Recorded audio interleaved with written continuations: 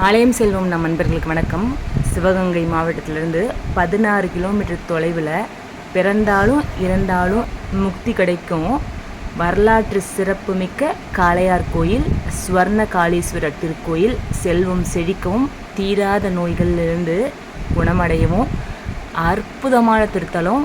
தேவாரம் பாடல் பெற்ற திருத்தலங்களில் 200வது திருத்தலம். 9ஆம் நூற்றாண்டில் சுந்தரமூர்த்தி நாயனார் சிவபெருமான காளையாக உருவகப்படுத்தி பாடியதால் காளையார் கோயில். 150 அடி உயரமுள்ள ராஜகோபுரம், பெரிய தெப்பக்குளம். தெப்பக்குளத்துக்கு நடுவில் பிரம்மாண்டமாக மண்டபம். ராஜகோபுரத்தை மேலே இருந்து பார்த்தா மதுரை மீனாட்சி அம்மன் கோயிலே தெரியுமா. அப்பேற்பட்ட அற்புதமான வரலாற்று சிறப்பு மிக்க திருக்கோயில் இந்த காளையார் கோயில். வாழ்க்கையில் ஒரே ஒரு வாட்டியாவது வந்து தரிசனம் செய்யக்கூடிய கோயில்களில் மிக மிக முக்கியமான திருக்கோயில். கோயிலில் 3 மூலவர் சந்நிதி, 3 அம்பாளுக்கான சந்நிதி. எப்பயுமே ஒரு கோயிலில் ஒரு மூலவரும் ஒரு அம்மனும் தான் இருப்பாங்க. சோமேஸ்வரருக்கு என்ன பெருமை அப்படின்னா, சந்திர பகவான் பூஜை பண்ணாரு. சந்திர பகவான் ரோகிணி தேவி கிட்ட பிரேமையா இருந்ததுனால 27 மனைவிகள்ல ரோகிணி தேவி கிட்ட பிரேமையா இருந்ததுனால சாபம் ஏற்பட்டு அந்த க்ஷயரோகம் போகிறதுக்காக இங்க சுவாமியை பூஜை பண்ணதுனால சந்திரனால பூஜை பண்ணப்பட்டவங்கிறதுனால சோமநாதர். சோமநாதர் கம்பால் சௌந்தர்யநாதிகள் மீண்டும் இழந்த அழகை காளீஸ்வரர். லலிதா சகஸ்ரநாமத்தில் ஒரு நாமாவளி சக்தி சேனாசம் மண்டாசுரன வதம் பண்ணினாள், சண்டமுண்டன வதம் பண்ணினாள். இந்த வதமெல்லாம் ஆன பிற்பாடு ஜெகன்மாதாவான மகாகாளி ஆத்மார்த்தமா சிவபிரதிஷ்டை பண்ணி பூஜை பண்ணார். மகாகாளி பூஜை பண்ணதுனால காளீஸ்வரர். இந்த கோவில், இந்த க்ஷேத்திரத்தை சுற்றி 8 திக்கில 8 கால். அதெல்லாம் வந்து நாட்டரசம் போட்ட கால் 8 திக்கில இருக்கா. அப்பேற்பட்ட அந்த காளி சுவாமியை பூஜை பண்ணி தன்னுடைய கரிய நிறம் போய் ஸ்வர்ண வடிவத்தை பெற்றதுனால அம்பாளுக்கு ஸ்வர்ணவல்லி. ஸ்வர்ண காளீஸ்வரர், ஸ்வர்ணவல்லி.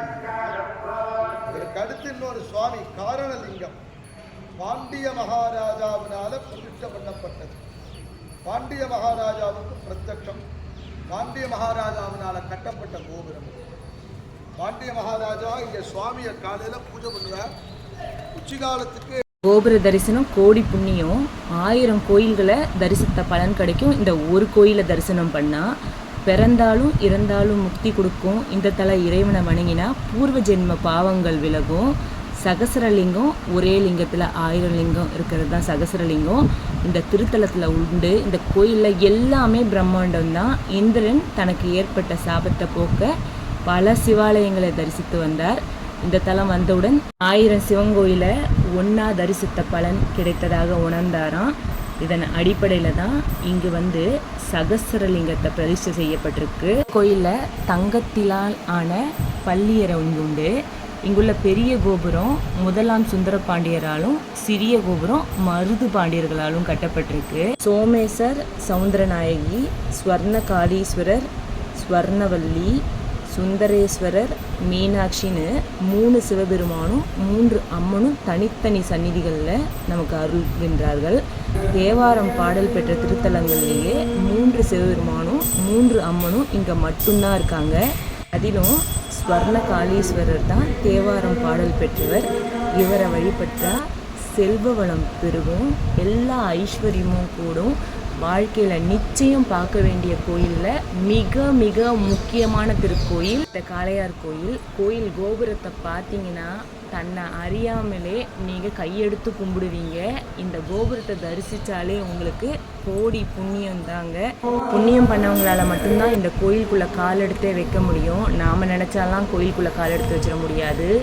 அந்த கடவுள் நினைக்கணும். கடவுள் நம்மளை கூப்பிட்டா மட்டும்தான் நம்மளால் அந்த கோயிலுக்கு போக முடியும். இவ்வளோ அழகான கோயிலை நம்ம நிச்சயம் பார்க்கணுங்க. இங்கே யானை மடு இருக்குது. இந்திரனோட வாகனமான ஐராவத யானை.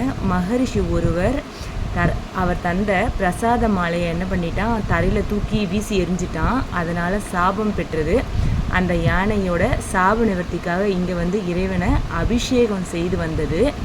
மனிதர்களின் பார்வை இந்த யானை மீது படக்கூடாது என்று விதி. ஆனால் ஒரு முறை ஒரு மனிதர் அந்த யானையை பார்த்து விட்டார். இதனால் அந்த யானை தன் தலையால் பூமியை முட்டி பாதாளத்துக்குள் சென்று விட்டது. யானை முட்டிய பள்ளத்தில் தண்ணீர் பெருகி ஒரு தீர்த்த குளம் உண்டானது. இதற்கு யானை மடு என்று பேர். ராமர் ராவணனை அழித்து பிரம்மஹத்தி தோஷம் நீங்கிறதுக்கு இந்த திருத்தத்தில் வந்து நீராடினார்னு ஸ்கந்த புராணத்தில் இருக்குது. கோயிலுக்குள் சிவகங்கை தீர்த்தம் இருக்குது. தலவிருஷம் புங்கு மந்தாரை. ரொம்ப ரொம்ப அழகான திருத்தலம். இந்த பதிவை பார்த்தாலே உங்களுக்கு தெரியும் இந்த கோயில் எவ்வளோ பிரம்மாண்டம். இந்த ஒரு முறை சுந்தரர் திருச்சுழி விருதுநகருக்கு பக்கத்தில் இருக்குது திருமேனிநாதரை தரிசிச்சுட்டு காளையார் கோயிலுக்கு வந்தார். ஒரு எல்லைக்குள்ளே வந்த உடனே அவர் அதை பார்க்கும்போது பாதம் முழுவதும் சிவலிங்கமாக இருப்பதை உணர்ந்தார். அதில் தனது கால்களை பதிக்க தயங்கினார். இறைவா, உன்னை காண முடியவில்லை என்று விருத்தியும் பாடினார். தன் நண்பரான சுந்தரர் மீது இரக்கம் கொண்ட சிவபெருமான் தனது காளையை அனுப்பினார். அது சுந்தரன் என்ற இடம் வரை வந்து மீண்டும் திரும்பிச் சென்றது. அதன் கால் தடம் பதித்த இடங்களில் லிங்கம் இல்லை என்று அவ்வழியே நடந்து வந்து தன்னை தரிசிக்கலாம் என அசிரியம் ஒலிக்கவே சுந்தரர் மகிழ்ச்சியோடு அந்த வழியில் வந்தார். காளை வழிகாட்டிய திருத்தலன்றதுனால இந்த ஊர் காளையார் கோயிலானது. கோயிலோட புராண பேர் திருக்கானா பேர். சிவகங்கை மாவட்டம். சிவகங்கை மாவட்டத்துலேருந்து 16 கிலோமீட்டரில் இருக்குது.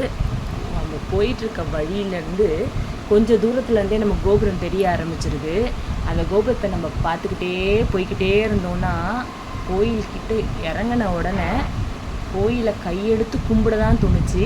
2 கோபுரம், பெரிய கோபுரம், பக்கத்துலேயே சின்ன கோபுரம்.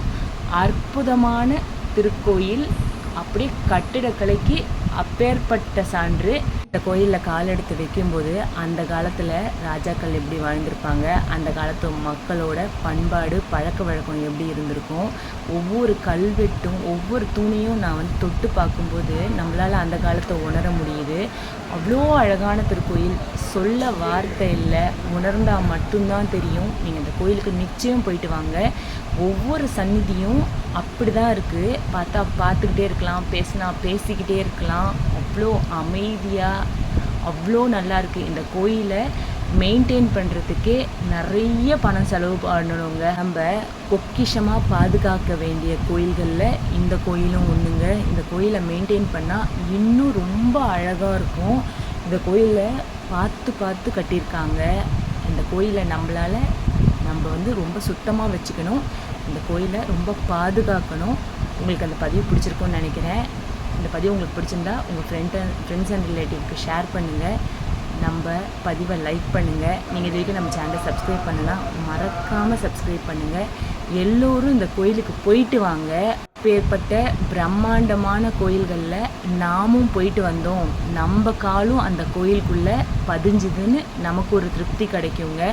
இந்த மாதிரி கோயில்களில் போயிட்டு வந்தால் நமக்கு மனசு ரொம்ப திருப்தியாக இருக்கும்.